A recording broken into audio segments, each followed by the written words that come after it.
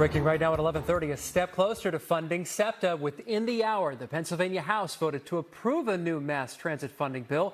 Whether or not vital service can be saved, it now hinges on the state Senate. NBC 10's Lauren Mayk is live in Harrisburg. You just spoke with lawmakers from both sides, Lauren.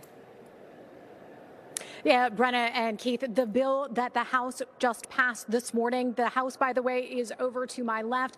That includes the funding that the governor proposed for transit. It also includes some oversight measures that some Republicans, the Senate is over to my right, some Republican senators have also proposed. So combining those, hoping to meet that deadline that SEPTA has set for this week before those cuts would start. Now, let me walk you through this. This bill passed today 108 to 95 in the Pennsylvania House, so it did get some Republican votes. But the reality of this is that the House is just part of the puzzle, and the Senate can choose not to take this bill up. The Senate is coming back to Harrisburg and coming back into session late tomorrow afternoon, but it is unclear what legislation they will take up. Right after this vote today, I talked to leaders for both the House Democrats and the House Republicans here in the Capitol.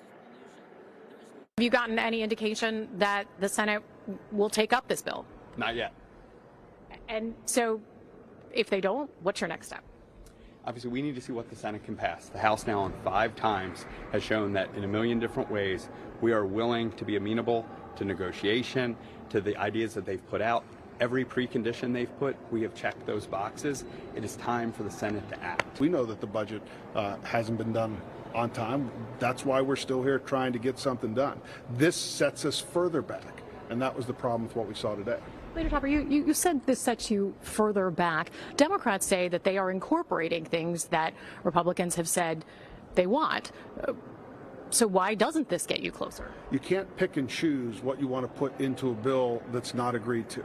The only way compromise can be reached is by coming up with a product that can pass both the House and the Senate and have a signature by the governor.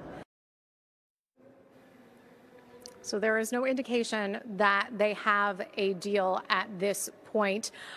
Tomorrow, the Senate, the Republican-controlled Senate, is expected to be back here in Harrisburg and back in session tomorrow afternoon. The House, however, is not, but House leaders said today that they stand ready to come back whenever the Senate passes something that they can take up. Live in Harrisburg, I'm Lauren Mayk, NBC 10 News.